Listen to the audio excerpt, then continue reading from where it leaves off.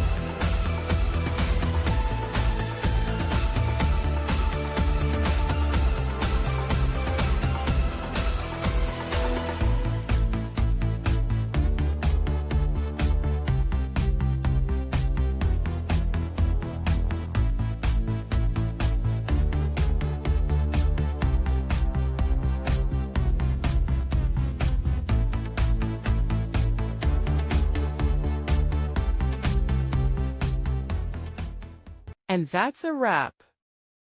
I hope you found the answer you were looking for. If you did, take a second to hit that subscribe button. It really helps out.